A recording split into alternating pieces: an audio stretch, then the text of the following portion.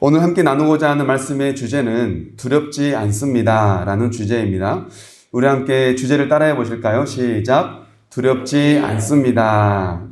오늘 하나님께서 우리에게 주신 이 생명의 말씀이 우리의 삶을 능히 살아가게 하고 두려움보다는 감사와 기쁨으로 살아가게 되는 귀한 역사와 생명의 말씀 될 수 있기를 다시 한번 간절히 주님의 이름으로 축복합니다.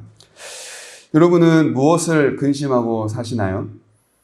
근심이 있다고 한다면 무엇을 가지고 근심하십니까? 내일은 무엇을 먹을까? 당장에 오늘 저녁은 뭘 해 먹어야 되나? 내일은 이제 또 월요일이 시작되는데 직장 생활은 잘 할 수 있을까?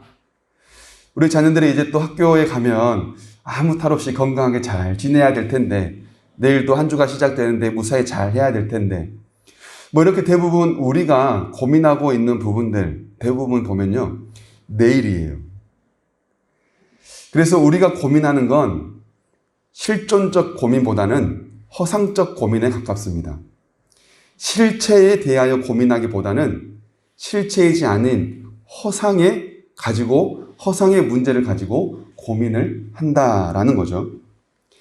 그래서 데일 카네기라고 하는 이 카네기 스트레스론에 보면요, 이렇게 말합니다. 과거와 미래의 창문을 닫아버리고 하루하루를 충실히 살아라.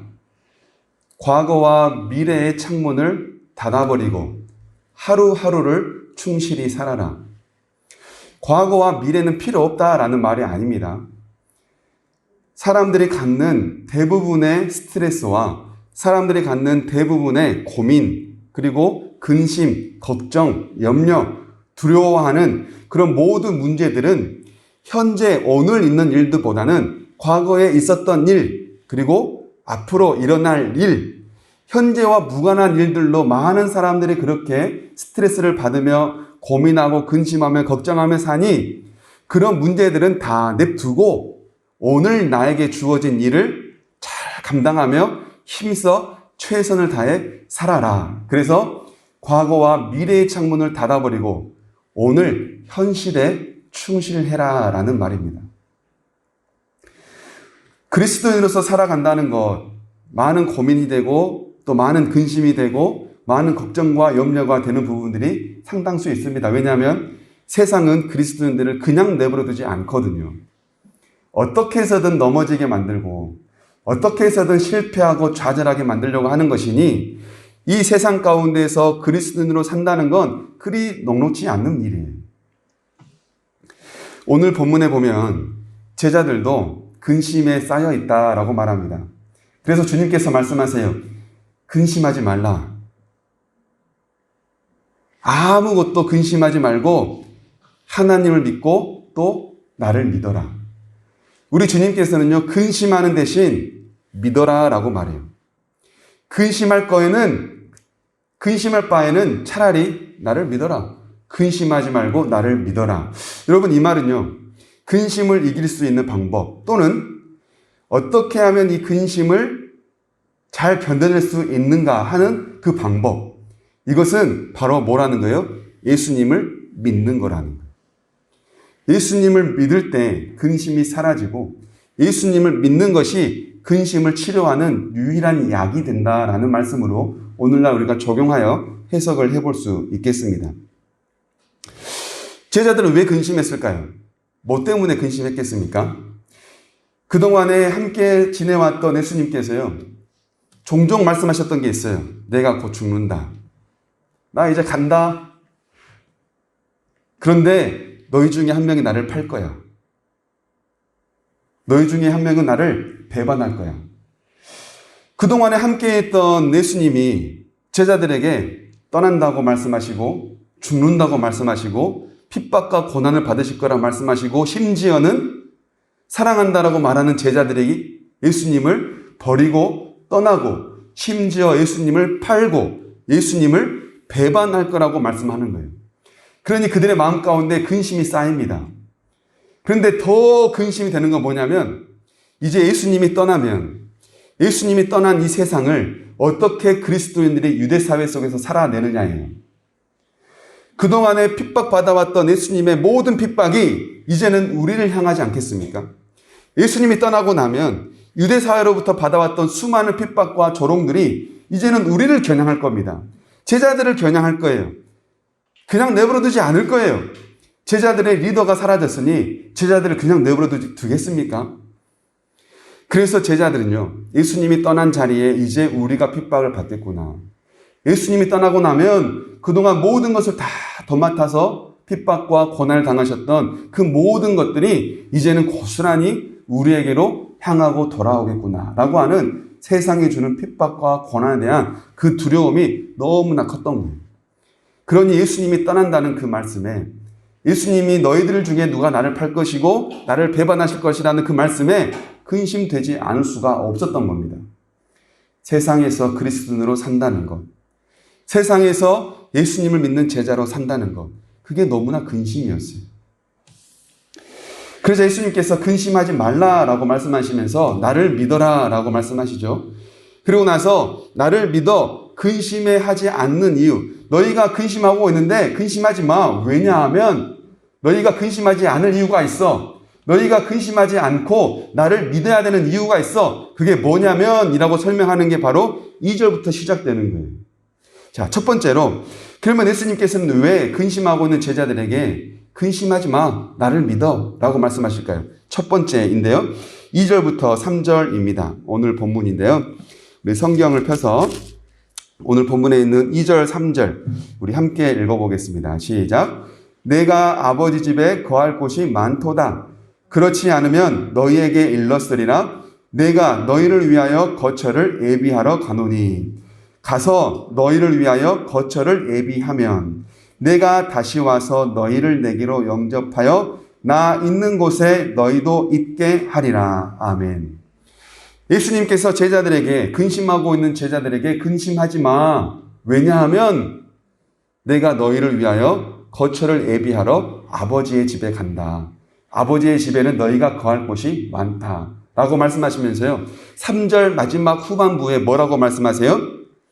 나 있는 곳에 너희도 있게 하리라.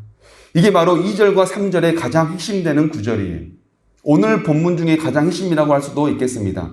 나 있는 곳에 너희도 있게 하겠다. 그러니 근심하지 말라라는 거예요. 그러면 나 있는 곳에 너희도 있게 하는 곳, 거기가 어딜까요? 2절에 보면요, 거기를 처음에 아버지의 집이라고 말합니다. 아버지의 집. 여러분, 아버지의 집이 어디겠습니까? 하늘나라입니까? 천국? 하나님이 다스리는 나라? 이때 상황에서 예수님께서 제자들에게 아버지의 집이라고 했던 건 뭘 의미했을까요? 지금 이 상황, 예수님이 떠나고 죽는다는 사실 때문에 너무나 큰 두려움에 휩싸여 있는 그들에게 지금 당장 위로가 되고 지금 당장 그들에게 어떤 말을 해야 그들이 근심하지 않고 예수님을 믿을 수 있을까요? 그러면서 아버지의 집이라고 말했는데 이 아버지의 집은 뭘까요? 요한복음 2장을 한번 보시면 요한복음 2장 14절부터 16절은 아버지의 집에 대해서 이렇게 말하는데요. 우리 함께 읽어보실까요? 요한복음 2장 14절부터 16절입니다. 우리 함께 읽어보겠습니다. 시작. 성전 안에서 소와 양과 비둘기 파는 사람들과 돈 바꾸는 사람들이 앉아있는 것을 보시고 노끈으로 채찍을 만드사 양이나 소를 다 성전에서 내쫓으시고 돈 바꾸는 사람들의 돈을 쏟으시며 상을 엎으시고 비둘기 파는 사람들에게 이르시되 이것을 여기서 가져가라. 내 아버지의 집으로 장사하는 집을 만들지 말라 하시니. 아멘. 그러면 여기서 예수님께서 왜 아버지의 집을 장사하는 곳으로 만드느냐라고 말씀하시면서 아버지의 집, 여기서 말하는 아버지의 집은 뭐를 말씀하신 거였겠습니까? 성전이겠죠. 오늘 본문에 나오는 아버지의 집은요, 바로 성전을 말해요. 그러면 성전은 어떤 곳일까요? 아버지의 집이라는 것과 연관하여 성전을 생각해 볼 때, 여러분 집은 어떤 곳입니까? 30평, 40평, 50평, 이게 집입니까? 물론 집은 장소적인 의미를 갖기도 하죠. 그런데 집에서 이루어지는 건 뭘까요? 사랑하는 아들과 딸과 사랑하는 아빠와 엄마와 함께 사랑을 나누고 마음을 나누고 서로 위로를 주면서 격려를 주면서 사랑하고 그렇게 관계를 맺는 곳. 그것이 바로 집이잖아요. 집이라고 하는 건 장소적 의미가 되기도 하지만 집 안에서 이루어지는 관계적 의미를 갖기도 하겠죠. 그래서 예수님께서는요, 아버지의 집이라고 하는 것을 제자들에게 너희가 안심해라 라고 말씀하시면서 아버지의 집을 던져주시고 그 뒤에 아버지의 집이라고 하는 단어 대신에 사용했던 게 뭐냐면 거처예요. 거처. 내가 아버지의 집에는 너희가 거할 곳이 많도다. 내가 너희가 머물 거처를 예비하러 간다. 그 거처에서 내가 너희와 함께 하겠다. 그러면 거처라고 하는 건 뭘 의미하느냐라는 것을 찾아보면 오늘 예수님께서 제자들에게 안심을 주는 그 말씀을 찾아볼 수 있는데요. 거처가 뭘 의미하는지 요한복음 14장입니다. 23절, 오늘 본문에 있는 장 뒤에 23절. 앞에 화면 보셔도 되고요. 성경 있는 분들은 찾아서 우리 함께 읽어보겠습니다. 시작. 예수께서 대답하여 이르시되 사람이 나를 사랑하면 내 말을 지키리니 내 아버지께서 그를 사랑하실 것이요 우리가 그에게 가서 거처를 그와 함께 하리라. 아멘. 너희가 나를 사랑하고 너희가 나의 말에 계명에 순종하면 아버지도 너희를 사랑할 건데 그렇게 하면 아버지가 너희에게 가서 거처를 삼는다. 무슨 말이에요? 아버지가 너희 안에서 너희와 함께 살겠다는 거예요. 그러니 거처라고 하는 건 어떤 공간을 의미하는 게 아니라 하나님과 제자의 관계를 말하는 거예요. 그렇다면 오늘 본문에서 예수님이 두려워하고는 제자들에게 너희 걱정하지 마, 근심하지 마. 내가 너희를 위하여 아버지 집에 거할 곳이 많은데 거기에 거처를 예비하러 간다. 다시 돌아오면 내가 너희와 함께 그곳에서 살 거야 라고 하는 그 예수님의 말씀에 거처, 아버지의 집, 성전, 그리고 예수님께서 예비하러 가시는 것, 그것은 바로 뭘까요? 어떤 공간이 아니라 예수님과 제자와의 관계를 말하는 거예요. 예수님께서 예비하시는 건 공간을 예비하는 것이 아니라 내가 다시 돌아오면 너희와 나는 아주 긴밀한 관계가 될 거야. 내가 너희 안에 들어가 살고 너희가 내 안에 들어와 살 거야. 그러니 우리는 헤어지는 게 아니라 내가 갔다가 돌아오면 우리는 더 가까워질 거야. 그동안에 우리는 육체로만 가지고 살았지만 이제는 내가 너희 안에, 너희가 내 안에 들어와 완전한 연합을 이루게 될 거야. 그래서 예수님께서는 그들을 성전 삼겠다고 말씀하신 거예요. 너희는 성전이야. 내가 돌아오면 너희 안에 내가 들어갈 거야. 내가 너희와 함께 살 거야. 너희를 성전 삼아 줄 거야. 라고 하는 말씀이 바로 예수님께서 제자들에게 하신 첫 번째 위로의 말씀이라는 거예요. 두 번째, 6절인데요. 우리가 잘 아는 말씀이죠. 오늘 본문에 있는 6절, 14장 6절입니다. 함께 읽어보실까요? 예수께서 이르시되 내가 곧 길이요 진리요 생명이니 나로 말미암지 않고는 아버지께로 올 자가 없느니라. 아멘. 너희 두려워하지 마. 왜냐하면 내가 곧 길이요 진리요 생명이니 나로 말미암지 않고는 아버지께로 갈 자가 없어. 무슨 말일까요? 예수님께서 길이요 진리요 생명이래요. 예수님이 길도 되고 진리도 되고 생명도 된다는 말이라기보다는 예수님이 길인데 그 길은 어떤 길이냐면 진리의 길이고 그 길은 생명의 길이다라는 말씀이세요. 예수님을 통하여 뭐예요? 진리로 가고 예수님을 통하여 뭐예요? 생명으로 갈 수 있다는 거예요. 예수님이 바로 그 길이라는 거예요. 진리의 길이고 생명의 길이라는 거예요. 그러니 그 예수님을 통하여 어디로 갈 수 있냐면 하나님께로 갈 수 있다라는 겁니다. 요즘 시대에 회개라를 거부하는 그 작용으로 일어난 게 바로 포스트 모던입니다. 개인의 취향을 존중하고 개인의 의견을 존중하고 너의 생각도 맞고, 그래, 나의 생각도 맞을 수 있어. 우리는 그냥 너는 너 생각대로, 나는 내 생각대로, 우리는 그렇게 그냥 연합하며 살면 돼. 서로의 의견을 존중해주고 배려하는 것, 획일화를 거부하고 각자 개인의 생각들을 존중하는 것, 이게 바로 포스트 모던이거든요. 근데 포스트 모던이 가지고 있는 아주 큰 맹점이 있습니다. 뭐냐면 진리까지도 흐려진다는 거예요. 쉽게 말해 너도 맞고 나도 맞다 보니까요, 진리가 없어져요. 너의 말도 맞고 내 말도 맞아. 그러니까 너는 너가 생각한 대로 하면 돼. 나는 내가 생각한 대로 할게. 이게요, 서로를 배려하고 이해하고 존중하는 것 같지만요, 진리의 문제 앞에서는 큰 문제가 생겨요. 죽고 사는 문제가 생기면요, 큰 문제가 생겨요. 그런데 문제는 그때에도 이게 적용된다는 거예요. 죽고 사는 문제에서도 너도 맞고 나도 맞고 하면 결국 누군 죽거든요. 모든 것들을 존중하고 배려하고 이해하고 서로의 개성, 서로의 생각들을 배려하는 것, 존중하는 것 물론 좋습니다. 그게 왜 나쁜 건가요? 좋죠. 근데 문제는 뭐냐면 진리는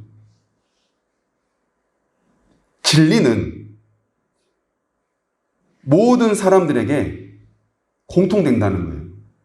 무슨 말이냐면 진리는 오직 예수 그리스도밖에 없다는 사실입니다. 참된 진리, 참된 길, 참된 생명의 길은 예수 외에는 없어요. 너도 맞고 나도 맞다 해가지고 모두가 다 진리고 모두가 다 길이 되고 모두가 다 생명이 되어버리면 예수 그리스도의 복음이 흐려지기 시작합니다. 여러분, 우리는 분명히 해야 돼요. 개인의 생각과 개인의 의견을 존중하고 배려하지만 진리만큼은 타협해서는 안 됩니다. 서로의 개성을 이해하고 배려하는 건 물론 좋은 일이지만 진리만큼은 타협해서는 안 돼요.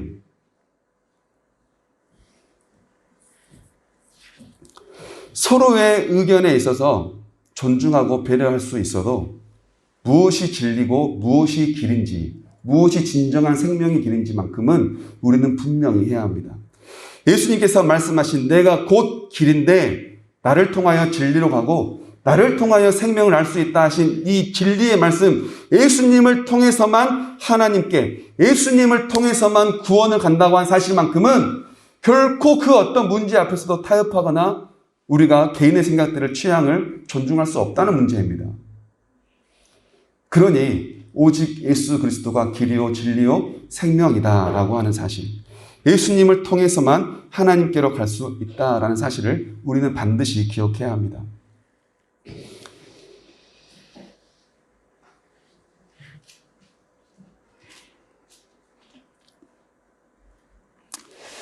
어떤 소방관이 건물에 불이 나가지고요, 그 건물을 진화하러 갑니다. 소방관들이 건물을 진화하러 갈 때 제일 먼저 보는 게 뭘까요? 불이 났어요. 진화를 해야 돼요. 소방관들은 제일 먼저 뭘 확인할까요? 이 건물의 도면을 확인합니다. 문이 어디 있고, 옥상은 어디 있고, 어디로 들어가서 어디로 나와야 많은 사람들을 살릴 수 있는지, 지금 가장 큰 불이 난 곳이 어디이고 지금 사람들이 가장 많은 곳이 어디인지, 이 위치를 정확하게 파악해야 많은 사람들을 살릴 수 있어요. 소방관이 들어갔어요? 빼내요? 그런데 그 안에 살던 사람이 이 건물에 30년 살았어요. 누구보다 잘 알아요.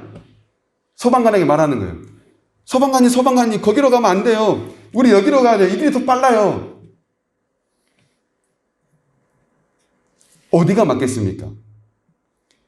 건물 밖에서 어디에 불이 났고, 어디는 닫혀 있고, 어디에 사람이 많고, 어디로 가면 안 되고, 어디로 가야 되는지를 누가 지금 가장 잘 확인할 수 있을까요?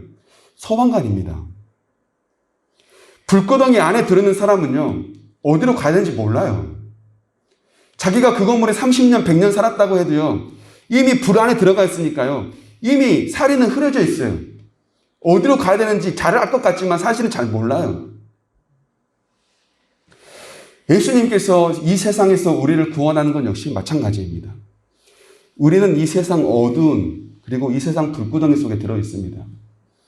우리는 어디가 진리고 어디가 길인지 우리가 잘 알 것 같지만요. 아니요. 우리는 이미 죄인 속에 이 세상 속에 들어있고 이미 어두운 세상 속에 들어있으니 잘 알 것 같지만 사실 잘 몰라요. 어디로 가야 구원이 있고 어디로 가야 생명이 있는지 가장 잘 아시는 분요. 이 세상을 보시는 하나님이세요. 이 세상을 그리시고 이 세상을 지으시고 이 세상을 관찰하시고 이 세상을 항상 지켜보시는 이 세상의 모든 도면과 이 세상의 모든 입구와 출구와 모든 상황들을 다 살펴하시는 그 하나님이야말로 많은 사람들을 생명의 길로 인도할 수 있다는 거예요.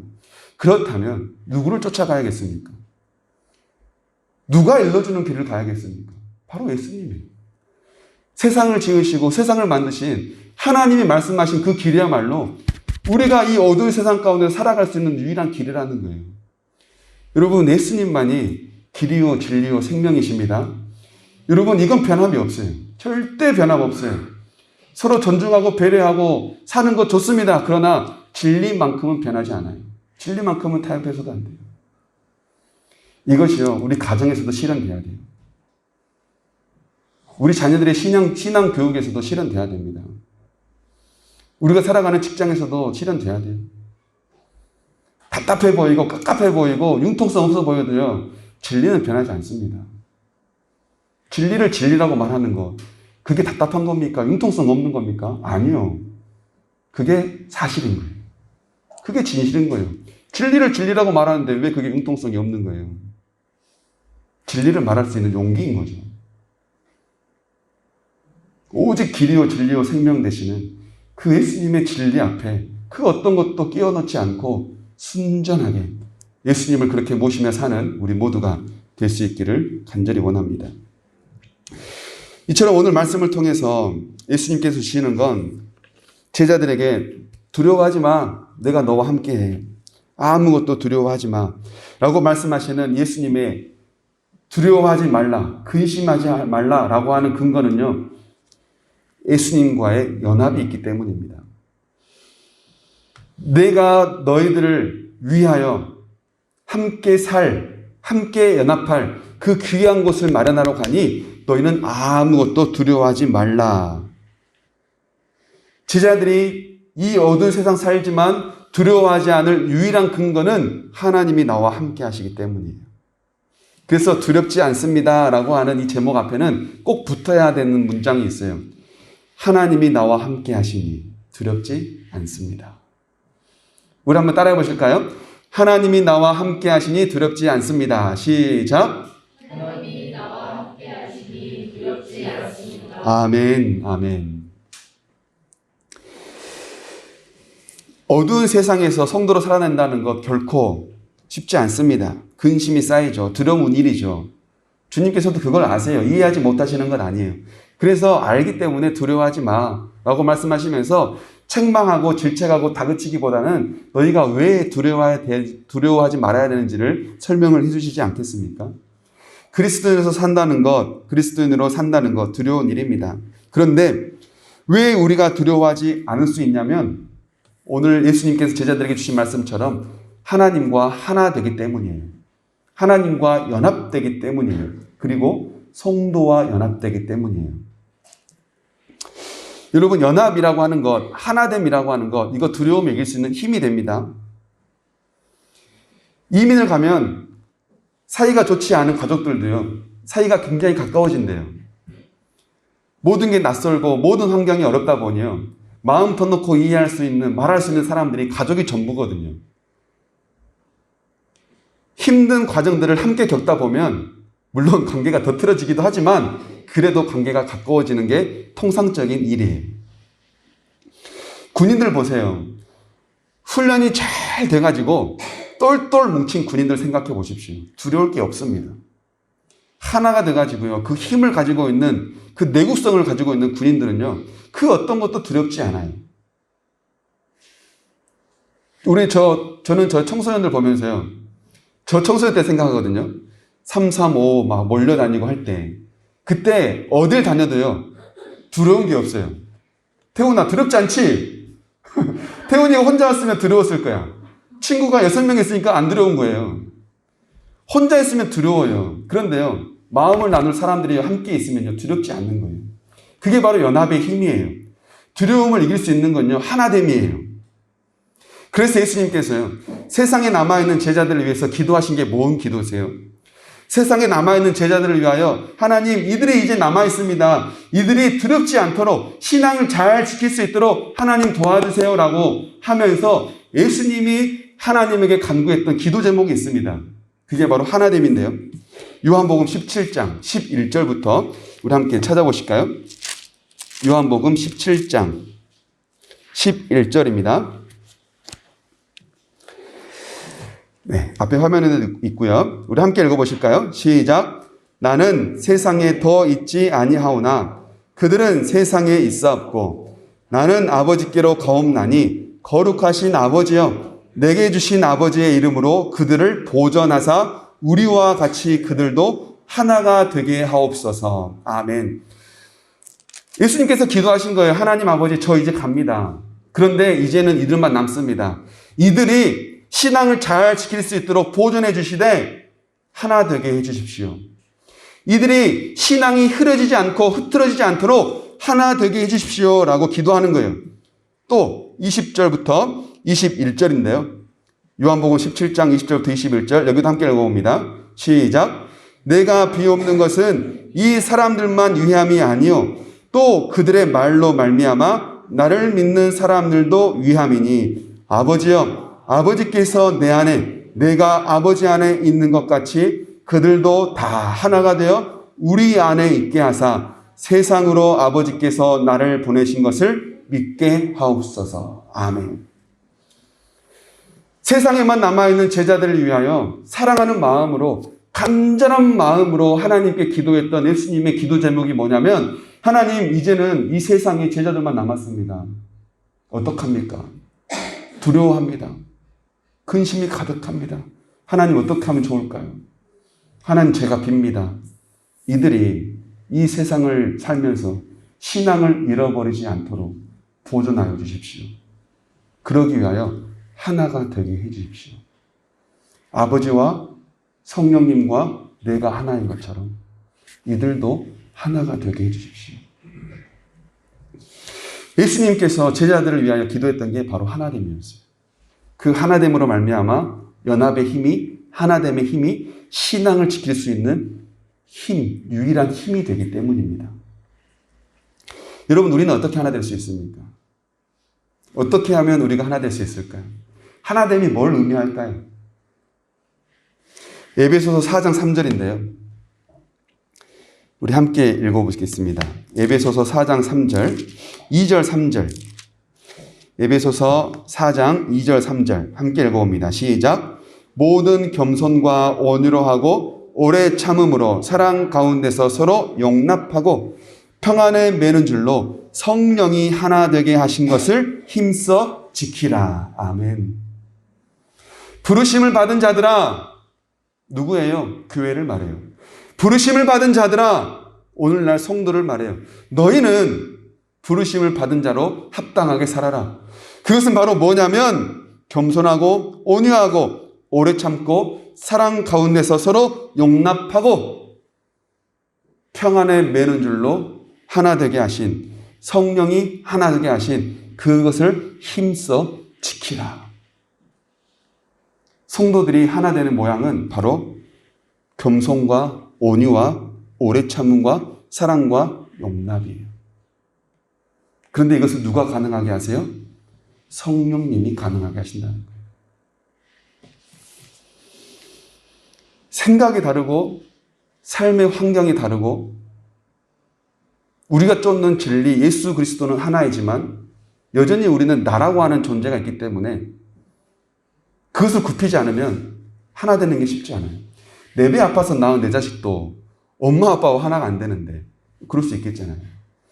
내가 하나가 되려고 하면요 문제가 생깁니다. 그런데요 성령 하나님이 하나가 되게 해주시면 그거는 평안에 매는 줄이 돼요. 우리의 힘으로 하나가 되는 게 아니라요 성령 하나님께서 주시는 그 줄로 하나가 될 때 비로소 하나가 될 수 있다는 겁니다. 교회가 연합되고 교회가 하나 되고 성도가 하나 되는 건 바로 성령님이 하시는 일이세요. 그렇게 하나가 되어질 때 그 힘으로 말미암아 이 어두운 세상을 능히 살아가게 되는 그 힘과 능력을, 그 저력을 갖게 된다라는 겁니다. 그리고 우리가 어떻게 하면 또한 연합될 수 있을까요? 금방은 성도와의 연합, 성도와의 하나됨을 이야기했다면 이제는 하나님과의 연합, 하나님과의 하나됨을 말해볼 텐데요. 어떻게 하면 하나님과 하나 될 수 있을까요? 요한복음 16장 26절에서 27절인데요. 우리 여기만 찾아보고 마치면 좋겠습니다. 요한복음 16장 26절에서 27절입니다. 26절에서 27절 함께 읽어봅니다. 시작. 그날에 너희가 내 이름으로 구할 것이요 내가 너희를 위하여 아버지께 구하겠다 하는 말이 아니니 이는 너희가 나를 사랑하고 또 내가 하나님께로부터 온 줄 믿었으므로 아버지께서 친히 너희를 사랑하심이라. 아멘. 예수님께서 말씀하시는 거예요. 그동안에는 내가 너희를 위하여 기도를 많이 했다. 너희를 위하여 하나님께 간구했었다. 그런데 이제는 내가 죽고 부활 때가 오면 이제는 내가 너희를 위하여 간구한 게 아니라 이제는 너희가 직접 하나님께 나아갈 거다. 이게 바로 예수님께서 우리의 죄를 죽으신 이유이지 않겠습니까? 예수님께서 나를 위해 죽으셔서 우리는 하나님께 직접 나아가 예배할 수 있게 되었잖아요. 그런 것처럼 너희가 이제는 직접 하나님께 나아가 기도할 텐데 너희가 그렇게 기도할 때 너희가 나를 믿었고 너희가 나를 사랑하니 하나님도 너희를 사랑한다. 무슨 말이에요? 나를 믿고 하나님을 사랑하여 또한 하나님을 믿고 하나님을 사랑하여 하나님께 기도하게 된다면 하나님께서 너희를 사랑하시니 너희의 기도에 응답하실 거야 라는 거예요. 기도의 응답의 가장 기본적인 관계는 뭐냐면요. 언약 관계예요. 하나님께 기도할 때 하나님 이런 일 하나님 기도합니다. 기도할 때 이 기도가 가장 기본적인 관계가 되는 거 뭐냐면 하나님을 사랑하기 때문에 기도할 수 있는 거예요. 하나님을 믿기 때문에 기도할 수 있는 거예요. 그 기도를 통하여 하나님 사랑합니다. 하나님 믿습니다. 라고 하는 그 우리의 마음이 하나님께 드려질 때 하나님께서도 우리를 사랑하신다는 거예요. 그러므로 하나님은 반드시 하나님을 사랑하고 또 하나님이 사랑하는 그들에게 기도할 때 응답해 주신다라는 겁니다. 그래서 기도 응답의 가장 기본적인 요구는 뭐냐면 하나님과 언약 관계에 있을 때 이루어지는 거예요. 하나님을 믿고 기도할 때, 하나님을 사랑하고 기도할 때. 이건 무엇을 의미합니까? 하나님과의 연합 관계라고 하는 건 곧 뭐예요? 하나님께 기도하는 거예요. 하나님께 기도 드릴 때, 하나님께 간구할 때, 하나님을 찾을 때, 하나님 앞에 엎드릴 때, 하나님께 감사를 고백하며, 하나님께 지금 내 삶의 짐을 드리며, 내 모든 문제들을 고백하며, 하나님 도와주세요. 하나님 없이 저 못 살아요. 하나님 저 지금 이런 상황인데요. 하나님 저 지금 지켜봐 주시죠. 하나님 저 모든 걸 알고 계시죠. 하나님 저 도와주세요. 하나님 사랑합니다. 하나님 감사합니다. 이런 기도가 있을 때 비로소 하나님과의 언약 관계, 연합의 관계가 이루어진다는 거예요. 우리가 하나님을 사랑하는지, 우리가 하나님을 얼마나 믿고 있는지는 바로 우리가 하나님께 드리는 기도를 통해 알 수 있다는 겁니다. 하나님과 언약 관계, 하나님과의 관계가 잘 이루어진다는 건 곧 기도를 통해 드려지는 거예요. 여러분, 이 어두운 세상을 이겨낼 수 있는 유일한 방법, 바로 연합입니다. 하나됨입니다. 성도로서 살아간다는 것, 학교에서 그리스도인으로 살아가고, 일터에서 그리스도인으로 살아가고, 가정에서 그리스도인으로 살아가고, 세상 곳곳에서 그리스도인으로 살아가게 될 때, 우리가 그 그리스도인으로서 살아가게 되는 힘이 되고 능력이 되는 건 바로 하나님이 나와 함께 하신다는 사실이에요. 그것은 성령님이 가능케 하시고 그것은 우리가 기도로 고백되어진다는 사실입니다. 그런 힘들고 어려울 때 늘 나와 함께 하시는 그 하나님께 기도하면서 그 하나님을 찾으면서 그 하나님과 연합하여 우리에게 주어진 성도의 삶을 넉넉하게 그렇게 능히 이겨내는 저와 여러분 모두가 될 수 있기를 간절히 원합니다. 아멘. 우리 주신 말씀 생각하시면서 함께 찬양하기 원합니다.